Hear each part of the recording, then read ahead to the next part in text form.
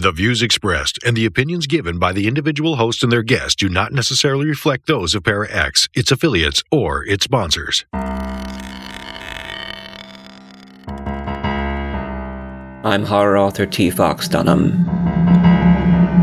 And I'm horror author and filmmaker Phil Thomas. And tonight we're asking you... What are you afraid of?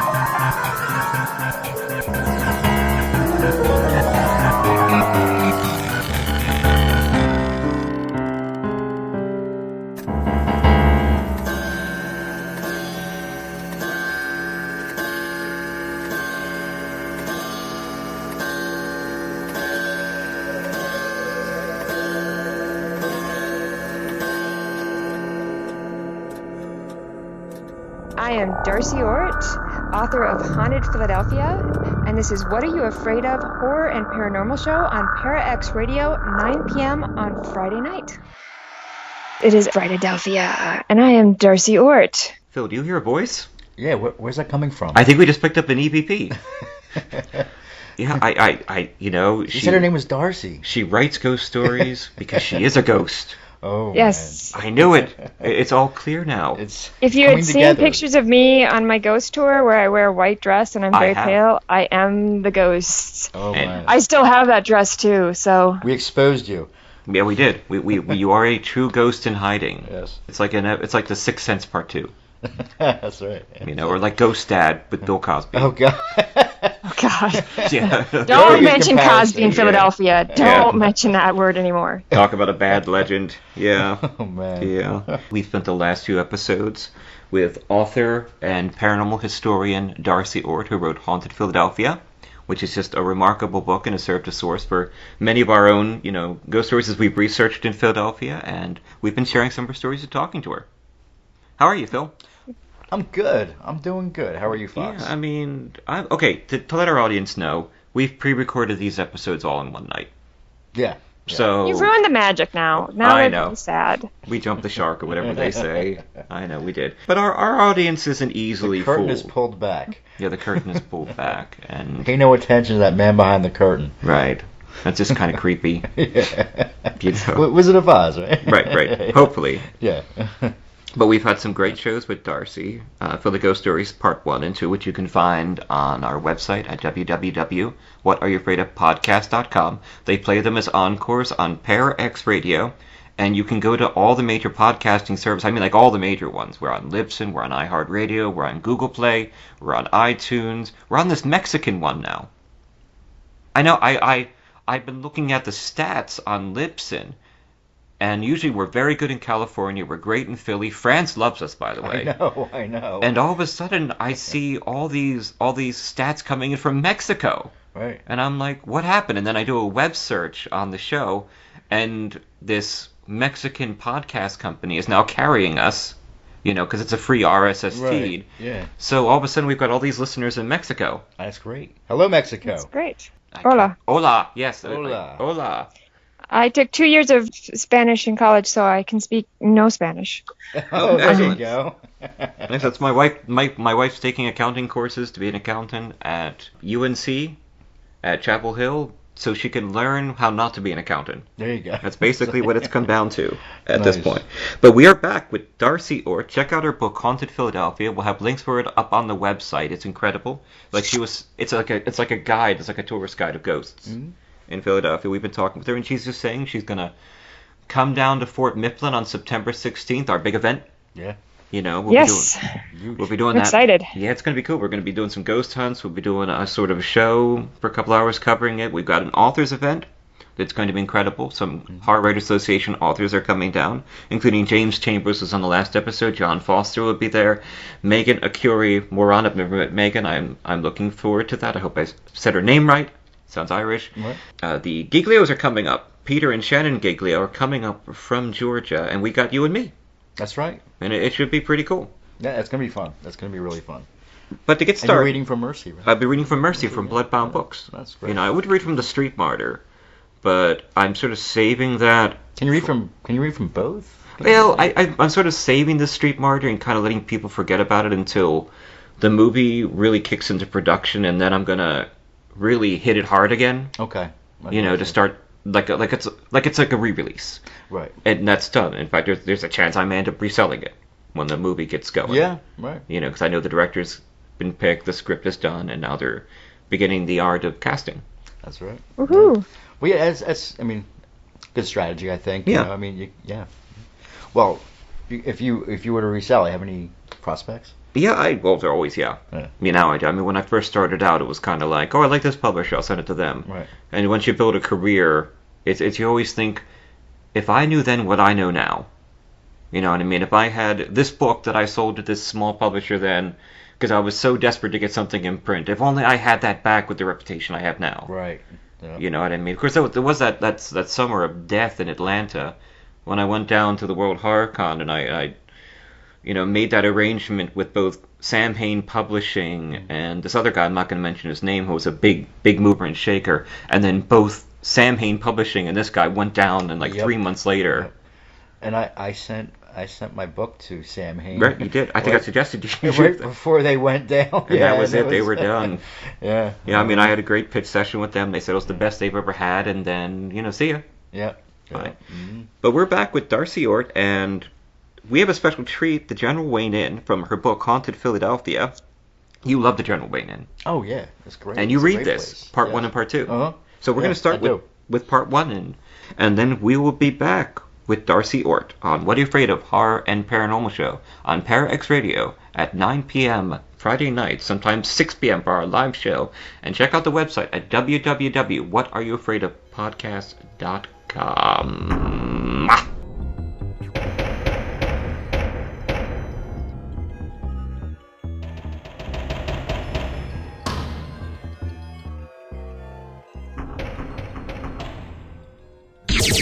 Your source for everything paranormal, Para-X.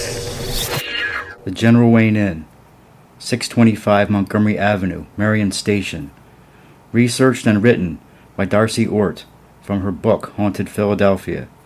Read by Phil Thomas. The General Wayne Inn. Ghost stories have been told since 1848. While quite a few ghosts haunt the inn, including that of Edgar Allan Poe, the inn's namesake, General Mad Anthony Wayne, is far too busy to haunt it himself. Or maybe there was just not enough room in the inn for him. One afternoon, Alice Gormley was setting up for dinner service at the General Wayne Inn when she heard someone call her name. Engrossed in her work, she ignored it, but the person repeated her name 3 more times. Exasperated, she stopped what she was doing and turned around. "What do you want?" Alice asked when she saw him. He was a man standing on the stairs, and he had this uniform on, a Revolutionary War soldier. Only to me, he was like a general, and he looked so startled when I said, "What is it?" And just like that, he disappeared. Later, the bartender took one look at her and said, "What's the matter? You look like you saw a ghost." "Well, I think I did," Alice replied. The General Wayne Inn was built in 1704 by Robert Jones. He called it the Wayside Inn. Jones died in 1747, and Anthony Tunis rented the property and renamed it the Tunis Ordinary. The Tunis Ordinary also had a general store and a post office supervised by Ben Franklin, who had been appointed by King George III as postmaster of the colonies. Anthony Steeper purchased the property in May 1776. When the Revolutionary War began, he left his wife in charge of the inn and joined the 4th Pennsylvania Regiment. The inn's location made it desirable to both the British and the Americans as a strategic command post. It changed hands a few times during the war.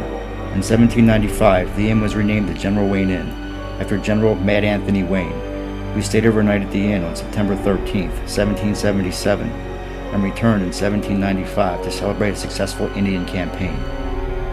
That name stuck, and is still visible on the side of the building today. The first recorded sighting of a ghost at the inn occurred in 1848, when it was a polling center. a woman went down to the basement to get some additional ballots. When she returned, she claimed to have seen a soldier dressed in a green uniform. People continued to see this soldier, always in the basement and usually near the wine cellar. He was described as wearing a green uniform and a yellowish lapel and sporting a black mustache. His description matches the traditional uniform worn by Hessians during the Revolutionary War. The basement, dwelling Hessian origin, has a number of legends. A popular tale is that while Americans controlled the inn, they dug a tunnel from the basement that led to either a nearby field or the blacksmith shop across the street. One night, when the inn was controlled by Hessians, a young soldier sent into the basement for more wine stumbled across patriots smuggling supplies through the tunnel. To prevent him from exposing them, they killed the Hessian and buried his body in the tunnel. Others say the Hessian had been hiding in the basement and was killed by either Mrs. Streeper or soldiers. Most of the ghostly activity recorded at the inn was during the time Bart Johnson owned it from 1970 until he retired in November 1995. In 1985, Johnson was approached by a part-time contractor named Mike Benio. Benio claimed that every morning at 2 a.m., a ghost came into his bedroom, sat on his bed, and woke him up.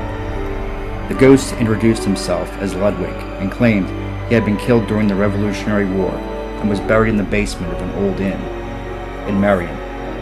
Benio decided it must be the General Wayne Inn and asked for permission to dig in the basement to look for the bones.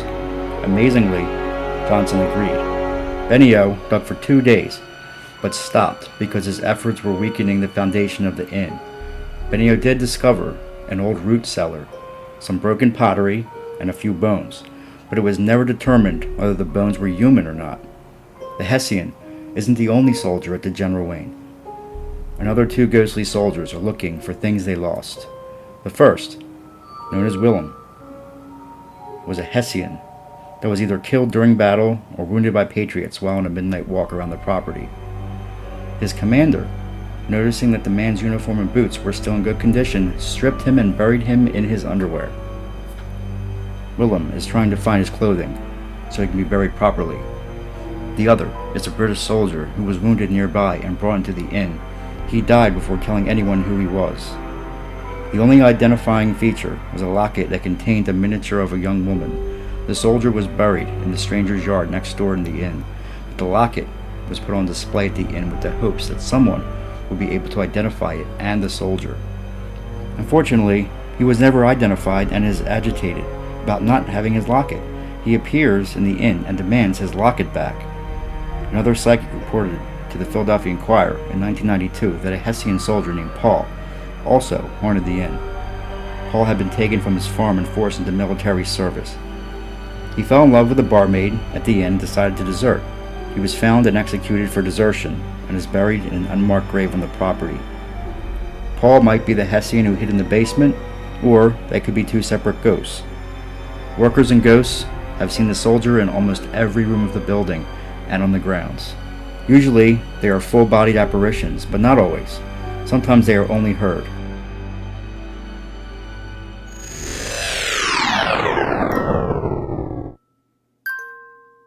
We've all experienced messages from beyond the silver veil, whether we want to admit it or not. Some people take no notice, ignoring these outreaches. Others embrace them, seeing them as evidence of an expanded universe. Whether these stories frighten or comfort, we are reassured. The mission of What Are You Afraid Of? Horror and Paranormal Show is to explore the dark side through paranormal investigation, folklore, and the arts. The show is an audio magazine. We share true ghost stories, dark fiction, interviews with ghost hunters and indie authors, filmmakers, artists, and musicians. We discuss industry issues and offer support. We have a unique and varied theme that creates a show unlike others. Our weekly show is featured on all major podcast services including iHeartRadio, iTunes, and YouTube. We are a part of ParaX Radio. We need your true ghost experiences. So write them down in an email, preferably under 2,000 words, which comes to about 3 or 4 typed pages, and send them to whatareyouafraidof117@gmail.com. Please don't attach them as a file. And don't worry about trying to write like Charles Dickens. Just tell us your story as if you were telling a friend. And if you're not sure if it's actually a ghost story or not, but it's still weird, send it anyway. Also send us your photos, EVPs, recipes, your thoughts, and any artwork. Check out our website at www.whatareyoufraidofpodcast.com for our ghost story archives, articles, photos, and expanded material. And you can buy t-shirts, mugs, laptop covers, and animals apparently with our logo on it. Follow us at Twitter at PFWhatAfraidOf. That's PFWhatAfraidOf. You cannot escape the darkness, so explore it with us now at What are you afraid of?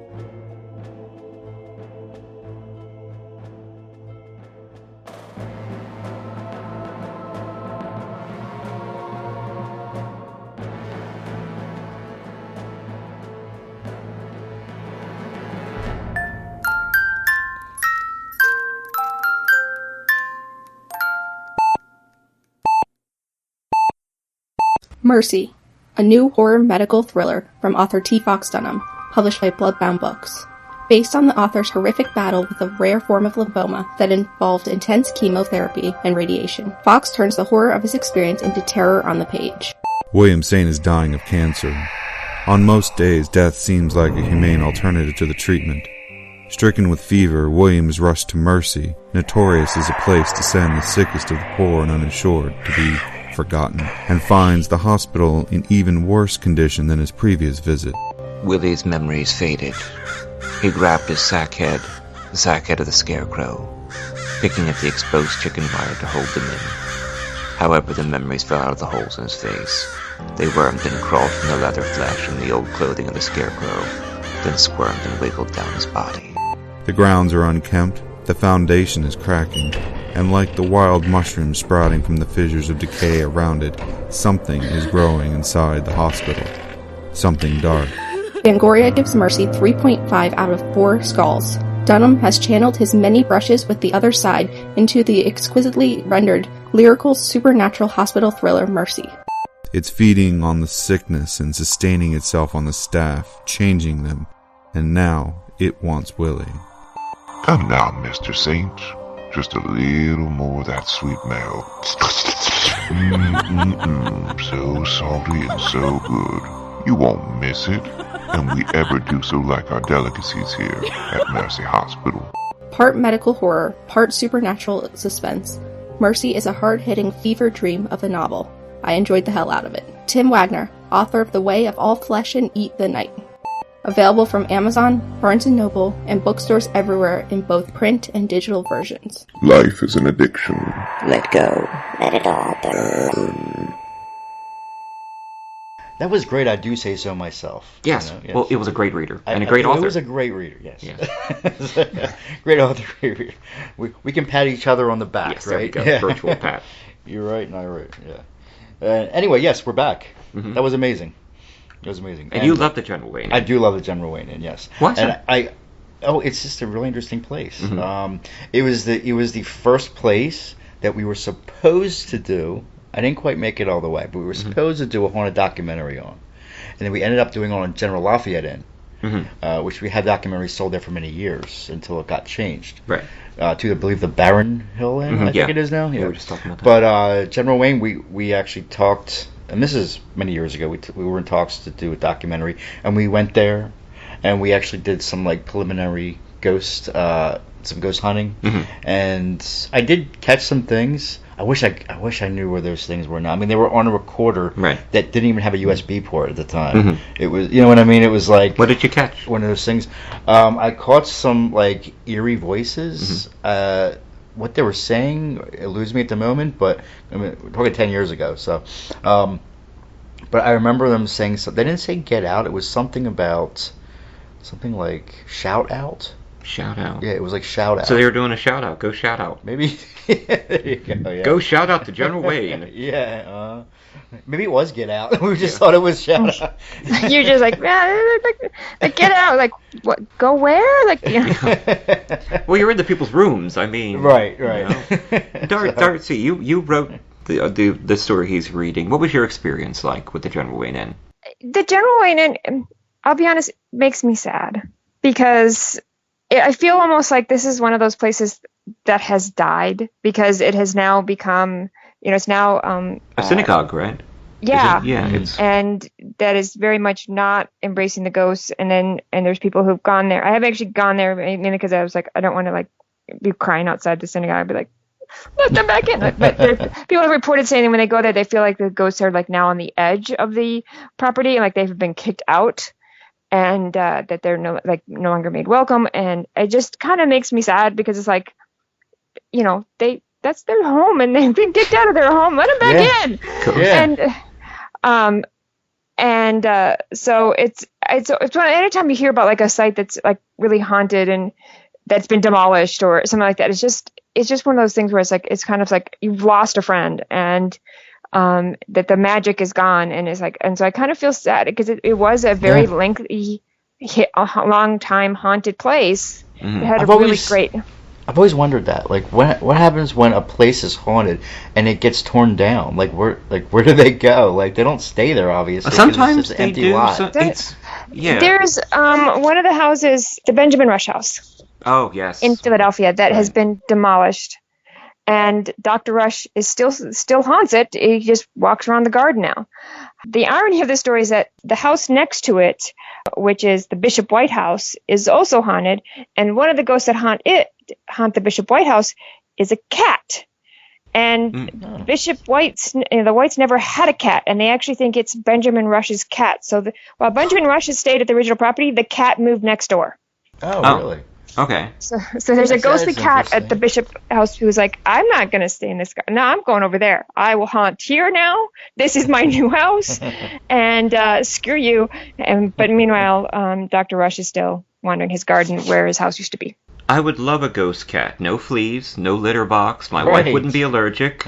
I'd call him It Spooky. would jump on you in the middle of the night and wake you up all the time. That's it. Finally, we have a What Are You Afraid of horror and paranormal show icon. We have a mascot. Right. A ghost cat named Spooky. Ghost cat named Spooky. I actually have, because I foster kittens, I actually have 3 white cats upstairs. So if you want one that's named Spooky, we can go ahead.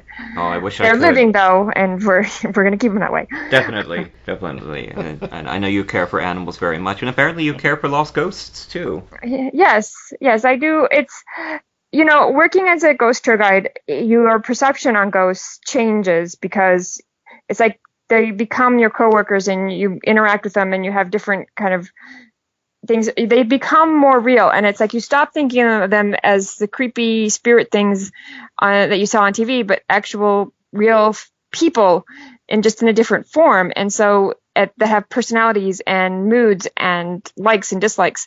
And so I kind of have that same feeling about every ghost that I've written about. Is there is a person behind that, and I try to figure out who that person could be, because I feel like they should have a name and an identity and be respected to that. So it's like when ghosts can't be at their place where they used to haunt for hundreds of years, it's one of the things where it doesn't bother me to the point where I'm going to go protest it, but it's just one of the things where it's just sad. Yeah. Talk about being thrown out of your house. Well, we have a commercial from the new Ghost Charity Society, Lost Ghosts Without a Home. What happens to a ghost when their home is torn down? No one thinks of the disembodied when they rip down old buildings, dig up cemeteries, and build clean, unhauntable condos. Every year, hundreds of spirits are driven out of their own haunts by the careless living to exist alone with no one to scare. At ParaX Radio, our hosts feel the plight of these evicted disembodied, and we're reaching out to you to please open your heart to one of these lost souls, such as the ghost soldier of the General Wayne Inn or the abandoned spirit cat of Benjamin Rush. So please, let a little spooky into your life. Won't you open your house to a ghost without a home? Para-X. Well, we're talking with Darcy Ort, who wrote Haunted Philadelphia, and you can find a link to that on the website. I wanted to ask you, you talk about being psychic. When did you know you were psychic? How did you know? I knew when I actually met another psychic, and she said, by the way, you're psychic. Here's so here you should start reading tarot cards, and so I kind of started doing that, and then it's one of those things where, and she lived in front of a cemetery, and so one of the things we used to do is we'd actually just walk around, because she had a lot of ghosts that walked around her property, and we'd actually just go around and we would both talk about like what ghosts we saw. So kind of was able to kind of test myself, and we could actually take people like separately, and we never like talk to each other or plan anything, and we'd actually go and we'd say where all the ghosts were, and people say we'd match up perfectly. I'd say, okay, there was like a woman in a blue dress, and then and so and she would actually, so she kind of taught me how to get started, and then the rest of it is just basically accepting that you sound incredibly insane when you talk about it, and that's okay. Okay, I'm good with that. Yeah.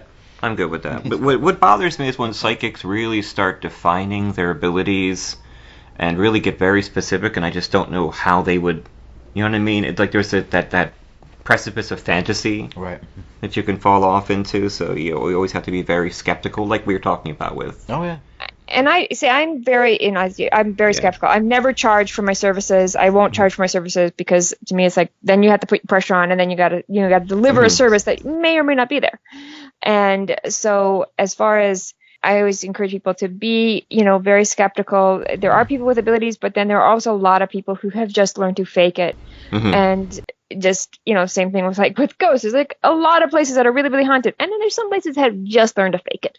Right, and I can appreciate that. I mean, there's cold reading, there's storytelling, and that's part of it. But the faking, I think, too. I think we spoke about this was, just for publicity purposes, Yeah. Bring in clientele, draw attention. Create a business. That's something we want to get into on the show, actually, to talk about. Well, we'll be back, because we're going to go listen to Nancy Nightmare and the Wizard with her song, I'm a Horror Queen, on What Are You Afraid of? Horror and Paranormal Show. Your source for everything paranormal. Para X. I'm a horror queen, a victim of the silver screen. I'm a horror queen, I'm never gonna get away.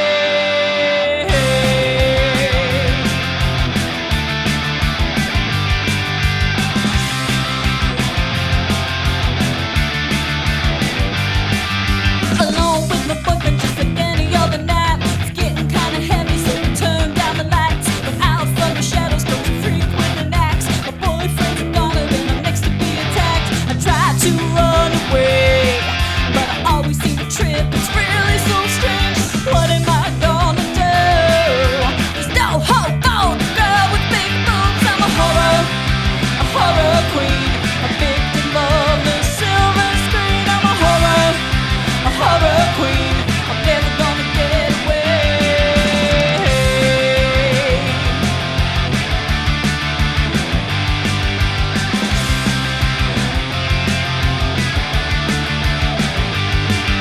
I know I'm in trouble 'cause I've seen it all before. The girl who likes to party ends up dead on the floor. It won't be me who makes it, it's gonna be my friend. The flat-chested virgin always makes it to the end. I shouldn't have had those drinks. I know how to sense, I know how he thinks. I'll never make the sequel now. No conventions for me, I'm buried in the ground. I'm a horror queen, a victim of the silver screen. I'm a horror queen, never gonna get away.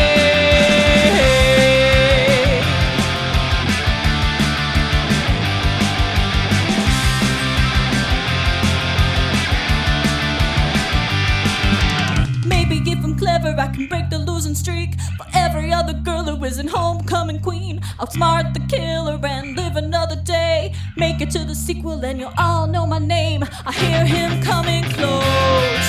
My pulse is racing and my heart's in my throat. I'm gonna stand and fight. I won't be a victim, no, not tonight. I'm a horror queen, a vixen of the silver screen. I'm a horror queen, the only one to get away. I'm a horror queen, a vixen of the silver screen. I'm a horror queen, the only one to get away. I'm a horror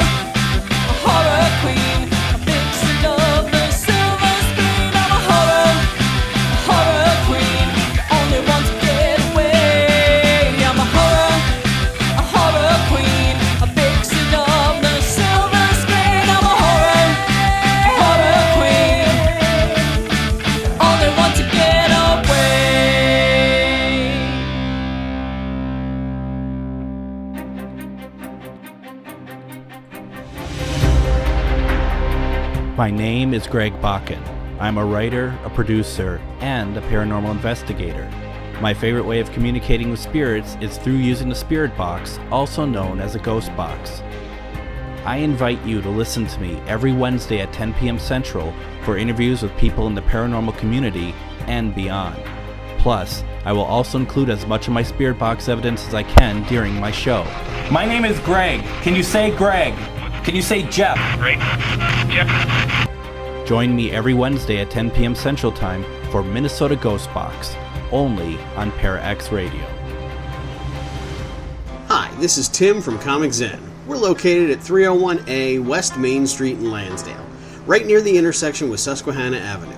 We have new comics, old comics, graphic novels, including comics made just for kids, action figures, statues, comic supplies, board games, card games, and much more. We have a special order service for both comics and games, and we have a comic subscription service so you don't miss your monthly issues. So come to Comic Zen. Just don't upset the samurai ghost who haunts the store. And guess what, kiddies? Foxy and Philly will be recording live from Comic Zen in Lansdale every first Friday of the month. So come down and see us at 6 p.m. Eastern Time. Well, not then, because we will be recording live for the Philly Foxy Haunted Spooky Hour on ParaX Radio. And bring your ghost stories a little before or a little after, and we'll be glad to collect them at Comic Zen. Fridays, first Fridays, at Comic Zen. Comic Zen. In Lansdale, PA. Caliburn Press, LLC is a Madison, Wisconsin-based publishing company owned and operated by Alan Ledden. Caliburn works with talented writers, artists, editors, and marketers throughout the United States, and you can find their books through their many imprints that include Damnation Books, Eternal Press, Malaferia Press, Ciento Sordida Publishing, and Spiro Publishing.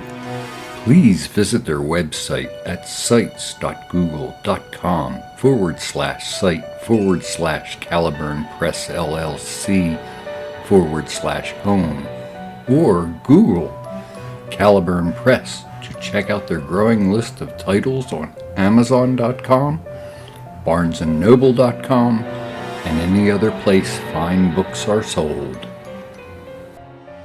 All right, that was great. Yeah. So what I wanted to mention was a friend of mine. Mm-hmm. He sent me a link. There's to the website. Okay. A lot of people are familiar with it. BloodyDisgusting.com. Okay. You're familiar with it, correct? No, I've never heard of it. Never heard of it? Oh, it's like one of the biggest premier like horror websites. If you never heard of it, you should definitely check it out. Okay, I'll check it out. I've actually written some stuff for them, actually. Oh, have you? Yeah, I have. Oh, very cool. Mm-hmm. On their website. I did reviews and things like that. Yeah, they're pretty big. And they're running this contest, which I thought was really interesting. And it runs, I think, till, don't quote me on it, but I think till like the end of the month or next month. Okay. Whereas they're asking for 2-minute short films from filmmakers that take place within the Conjuring Annabelle universe. Okay. And the winners are going to be kind of like wined and dined, and I think a chance to meet like James Wan. Meet the people, and it's going to be pretty cool. So we were thinking about doing this, and for any time for any information, this is like 3 to 4 weeks still for a 2-minute. I might do it. I might not. I'm not sure. Yeah, I understand. It's if you produce something that's quality in that time. Yeah, it's undecided whether we will or not, but it takes place within the Conjuring universe, which, as you know, is very big interest to me. So anybody interested, check it out. It's on Bloody Disgusting for. We'll put up a link. Things like that. Yeah. And we'll put up a link to your new movie coming out, which is called. Yeah, it's called Loose Ends. Yeah. Loose Ends. We'll have that up on the website. You can watch it on their film page on the website and at your Black and White Film Noir. What's that? Your YouTube page is. Yeah, YouTube page is Film Zero Presents. We actually already have a lot of short films, and we do a show called Film Zero Presents on there, and where we just talk about movies. Yeah. And you should. Actually, what it is it's not a podcast. Okay, yeah. It's video, so it's YouTube. So we actually record ourselves. You can see us and everything. We should come on. I'd like to. Yeah. Sometime, Yeah. It's just kind of just us sitting around talking. Well, I'd like Film Zero to set up their own table at Fort Mifflin. We'll have a table. You guys can do a table. I'll get you the form. It's $15. Okay, all right. Set up a table. Come on down, and it'll be great. On September 16th, we'll be at Fort Mifflin. Yeah, it'll be cool. Well, I'll be there. I don't know if they'll be there, but the three of us will be there. You guys will be there, but yeah. Darcy, it's been wonderful talking to you the last few episodes, and before we sort of signed off on episode 54, because I'm sure you're going to be back, and I know you'll be down with hopefully you'll be down at Fort Mifflin with us. I will be there. Cemeteries in Philadelphia. Yes. Lovely places, aren't they? Yes. And there's more than what people realize in Philadelphia. That's one of my favorite things that I learned about Philadelphia, was that Philadelphia has a notorious history up until like about 100 years ago of moving cemeteries. And then sometimes moving the bodies, sometimes not. Ooh, poltergeist. Very poltergeist. I knew you were going to say that, James. Which, poltergeist is based on a cemetery in Colorado that is haunted. A cemetery that didn't get moved in Colorado. But I was a little disappointed that there wasn't more like cemeteries that didn't get moved that were haunted. I think there's just like so many that we're like goes like, yeah, you know what, we're just tired. But they're like, in fact, it's in the news right now about a site that they had dug up and they keep hitting coffins. We're like, well, the cemetery was supposed to have been moved. I'm like, it didn't get moved. And I started, it was like a list of like 10, and I was like, oh, okay, these are probably gonna be haunted. And then pretty soon I had like a list of like close to 100 different cemeteries that have been moved in Philadelphia, and I verified like all the locations on old maps. Mm-hmm. Wow! And so I could like say, so if I couldn't verify it, I didn't include it in the book. But I was like, and like where they are now, and it's like, and I think too is like if somebody like wanted to really go and start looking at these places, they might actually find something. Mm-hmm. But there are like, it's just in Philadelphia they just decided, because before there was cemeteries, there used to be churches, and you got either buried in a pauper's grave, which was all the squares, or you got buried in the churchyard. And then the churches closed up and moved, and so they just, people in Philadelphia they just like, look, we need the space, so we're just going to get rid of the cemetery. Mm-hmm. Right, Washington Square, you said, right? That was... Yes. Every square in Philadelphia used to be used as pauper's graves. We and talked Washington about that Square still has bodies there. Wow, that's really cool. And Laurel Hill Cemetery is really nice. That's right. On the Susquehanna there. I love Laurel Hill Cemetery. I would love to do a ghost hunt there sometime. But they do ghost hunts. Yeah, they do. It just again, it's about the if you want to go set up a ghost hunt, you have to pay a certain amount, and Phil and I are cheap. So yeah, that's right. We've had several different people from a haunting and a ghost story on, and they always talk about their negative experiences with television, and how yeah. See, I had a good experience with my my one episode. Well, they weren't dramatizing you.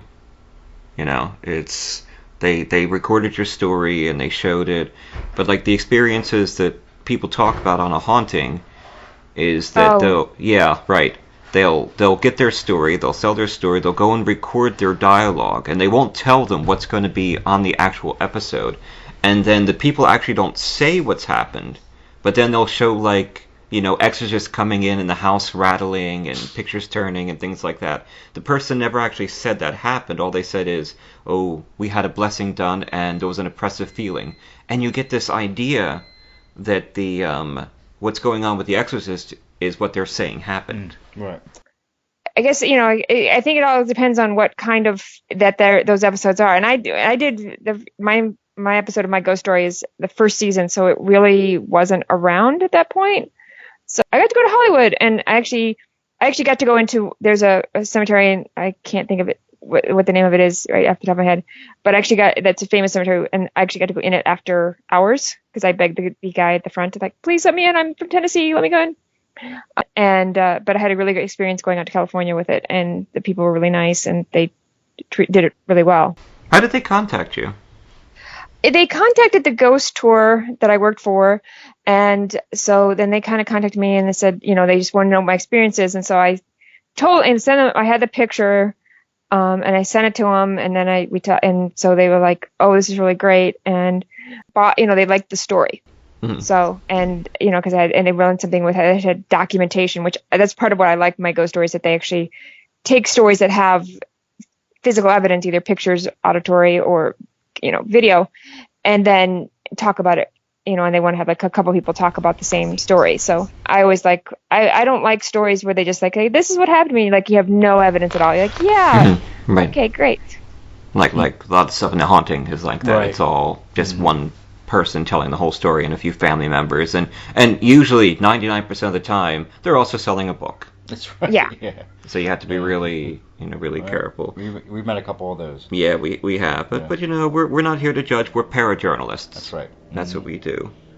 But it's been wonderful talking to you. What Are You Afraid of? Horror and Paranormal show. So we're going to end the show with part 2 of A General Rain In, read by Phil, from your book, Haunted Philadelphia, which you can find a link to on the website at www.whatareyoufraidofpodcast.com.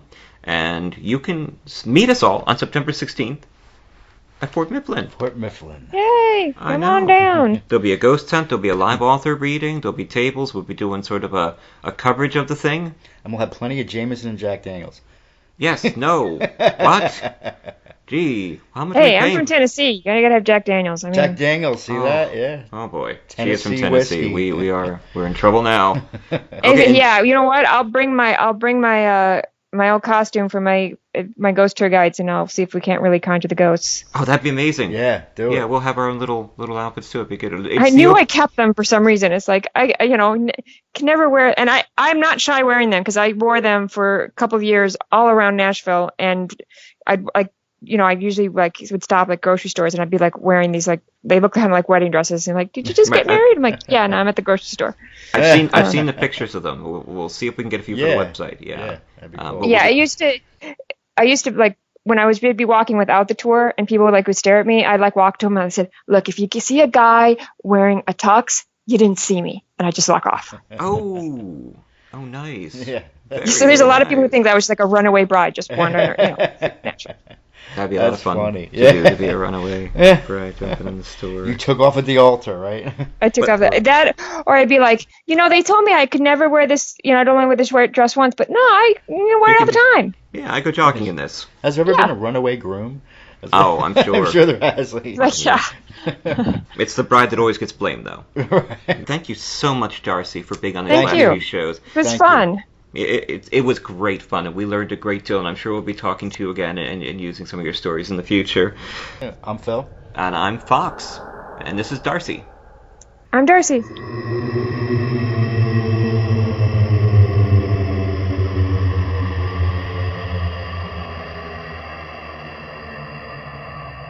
Your source for everything paranormal. Para X. The worms crawl in, the worms crawl out. They crawl all over your dirty snout, your chest. My name is David Walton. I am a vocal performer for What Are You Afraid Of? Horror and Paranormal show. And I have carried the burden of a terrible secret. I am actually what is offensively called a ghost.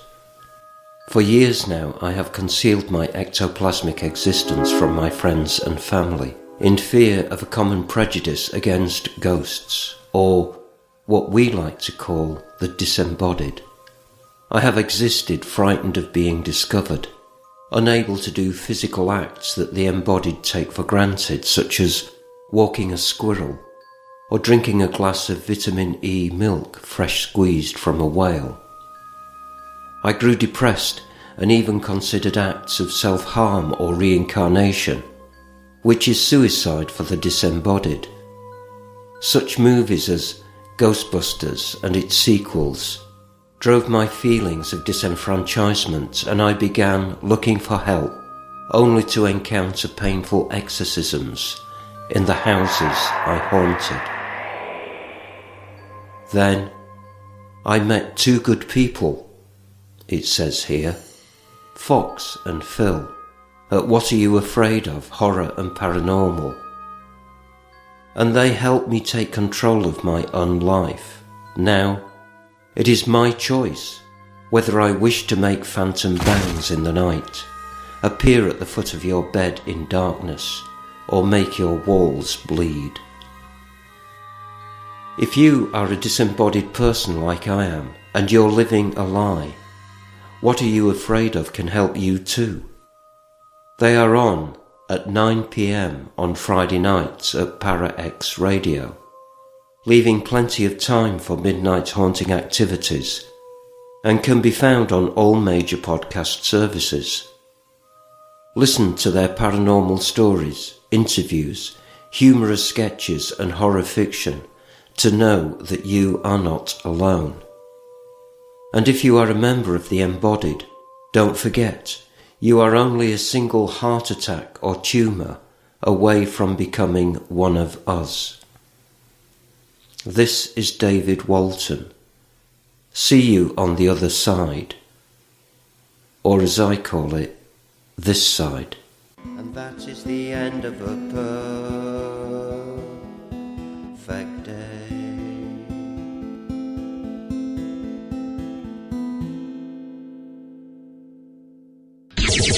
Your source for everything paranormal, Para-X. The General Wayne Inn, 625 Montgomery Avenue, Marion Station. Researched and written by Darcy Ort from her book Haunted Philadelphia. Read by Phil Thomas. One night, a waiter in the bar described hearing footsteps as if somebody was walking down the entire length of the bar, all the way down. He never saw anyone, but patrons sitting at the bar stools left the boards, moving as the footsteps passed by. Dave Rogers, Mater D at the restaurant from 1974 until 1980, was closing up one night when he saw a head sitting on the bread drawer in the kitchen, and it was a very smoky color, as if it was a projection onto a screen or something, Rogers described. It had a very painful expression, thin, black, slicked back hair.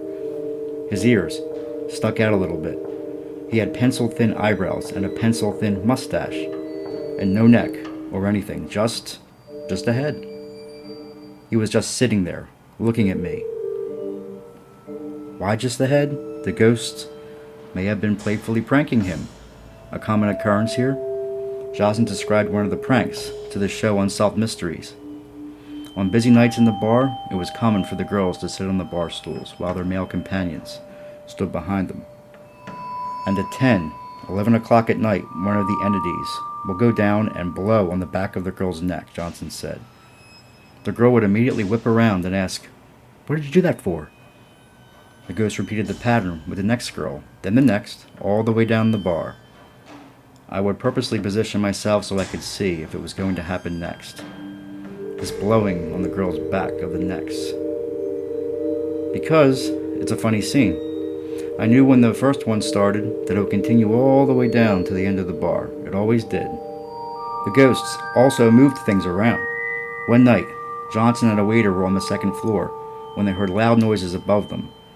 They hurried upstairs and discovered chairs and tables overturned in the locker room outside the third floor office, but no one had been on the third floor. Another night, 2 employees were at the General Wayne setting up the restaurant for a wedding on Saturday.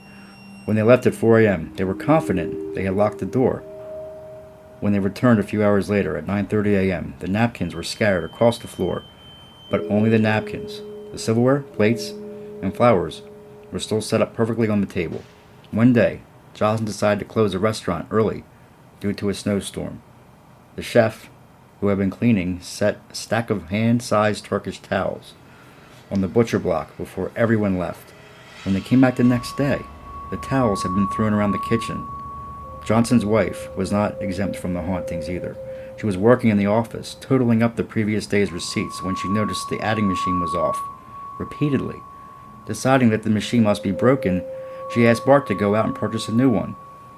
While he was gone, she manually totaled up the numbers. Then she checked her numbers with the new machine, but the new machine didn't work. Even simple calculations like 2 plus 2 came up wrong. Finally, she scolded the ghosts and told them she had work to do. As soon as she did, both machines worked correctly.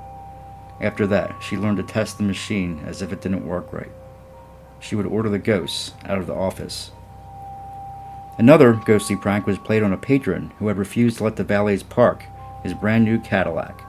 The customer was sitting in the restaurant with the car keys when the car suddenly started up, headlights on, horn blaring, and windshield wipers going. And this was before car keys had panic buttons and remote starts. One of the valets, who happened to be near the car at the time, ran inside to tell Johnson. "Calm down," Johnson told him. "These things happen around here. Just relax." Dave Rogers would agree with Johnson, as he told author Macmillan C. Maurer, "Oh, you always heard banging on the wall, like creaking in the walls, lights flickering, and glasses shaking. Wind, cold gusts of wind, going past you real fast. It happened so often that we eventually took it for granted. We just shrugged it off." Mayer investigated the hauntings in 1988 for unsolved mysteries. One thing that couldn't be shrugged off or explained was not as innocent. One morning, Johnson discovered the bar's cash drawer filled with water, ruining the machine. He called his insurance company to file the claim. The insurance adjuster investigating the claim thought a leak in the roof caused the damage. He asked if he could go look at the roof. When he came back, he told Johnson, "I don't think your roof leaked." "I don't think so either," Johnson replied. He had already come to that conclusion since it hadn't rained the night before. "How did the water get in the drawer?" the adjuster asked. "I don't know." Johnson wasn't sure if ghosts were covered by his insurance, but he wasn't about to learn. As Johnson explained later, what I didn't tell him, because he really wouldn't have believed me, was that in addition to the water being in the drawer, the cash register, right to the brim, that across the other side of the bar, there were 30 wine carafes filled to the brim with water. Nor did Johnson mention the 40 glasses over the register of the speed rack that had also been filled with water. Soldiers are not the only ones who haunt here. Edgar Allan Poe's ghost has been seen sitting in his favorite corner of the inn on a few occasions. Poe was a frequent visitor to the inn between 1839 and 1843, and may have written a portion of The Raven here. A window in the inn had the letters EAP carved on it, which was believed to have been done by Poe during one of his visits. The window was broken either in the 1930s or the 1970s. Stories differ, but no pictures of it exist. People have also heard a child crying in the inn, even though no children were there. During a seance in 1972, psychic Gene Quinn claimed to have made contact with a young boy who told her he had lost his mother. The child would not stop crying long enough to give her his name for any more information. An African-American man that Johnson believes is a former employee named Chase has also been seen. Chase had died shortly after Johnson purchased the inn. A colonial woman, or women, haunt the second floor in the bar area. On the second floor, she motions people to be quiet. According to the psychic, she's afraid the noises will wake her baby. A colonial woman was also seen by author Beth Scott when she was interviewing Bart Johnson for her book, Historic Haunted America, as she was sitting by the bar. A distinct figure of a woman in a long, billowing white skirt and a long-sleeved blouse hurried past the dark paneled wall. Most of the ghostly activity was reported when Bart Johnson owned the restaurant. Johnson owned it from 1970 until he decided to retire in November of 1995. The General Wayne Inn was then sold to two best friends, James Jim Webb and Guy Cilio. According to author Laurie Hull, who met Webb during an investigation, the restaurant continued to have paranormal activity during their ownership. During her visit, she and her group witnessed one crystal on a chandelier swinging back and forth while the other crystals were still. Webb told her that it happened quite frequently, but he didn't know what caused it. Death at the inn. Tragically, on the night of December 26, 1996, Webb was found in the office, shot in the back of the head. Police had several suspects, but were unable to make any arrests in the case. The mystery around Webb's death intensified when 2 months later, on February 22, 1997, 20-year-old South chef Felicia Moyse was also found shot in the head. On the night Jim had been shot, Moyse had been one of the last people to see him alive. She was also the alibi for the police's prime suspect, Jim's best friend and partner, Guy Cilio. Cilio and Moyse had been having an affair at the time of Webb's murder. The two had broken up, and Cilio had gone back to his wife. Investigators decided that Moyse had been upset over the broken romance and committed suicide, although no suicide note had ever been found. 4 months after Webb's death, the restaurant closed and Celio filed for bankruptcy. He was later arrested and convicted for Webb's death. He had wanted to use the life insurance policy he had on Webb to pay off his debts. He tried to claim that Moise had killed Webb because he didn't approve of her having an affair with a married man. For the next 10 years, the General Wayne Inn changed hands a number of times, but the restaurant that had become famous for murders committed on its site could not escape the taint of the more recent murder. In 2005, the General Wayne Inn reopened as the Shabbat Center for Jewish Life, a combination synagogue, kosher restaurant, and Shabbat Lubavitch Outreach Center. And while the outside may look the same, the inside has been massively renovated, which may have included relocating the ghosts. According to Rabbi Shraga Sherman, in a May 10, 2004 Philadelphia Inquirer article, the question people ask is, what about the ghosts in the building? Well, with a mezuzah on every door, whatever negativity transpired in this building, the positivity and holiness that we're going to bring in, will marginalize it and push it out the door. Laurie Hall visited the site a few years ago while working on her book, Philly's Mainline Haunts, and says that the ghosts seem to be lurking around the edges of the property as if they are waiting for their opportunity to get back into the inn. Women are horror.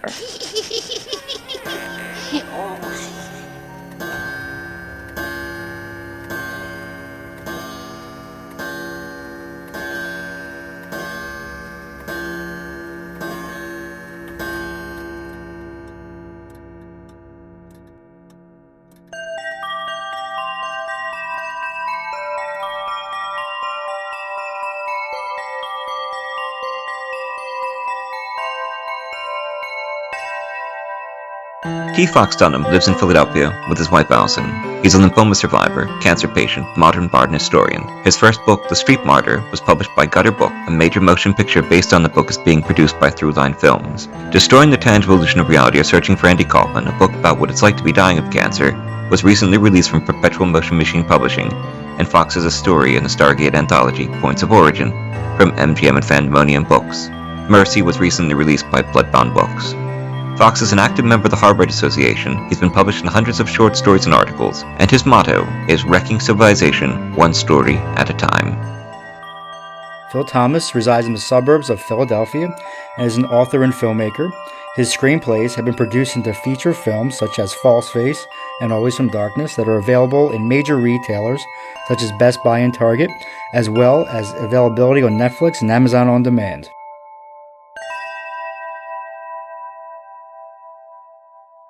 The views expressed and the opinions given by the individual host and their guests do not necessarily reflect those of ParaX, its affiliates, or its sponsors.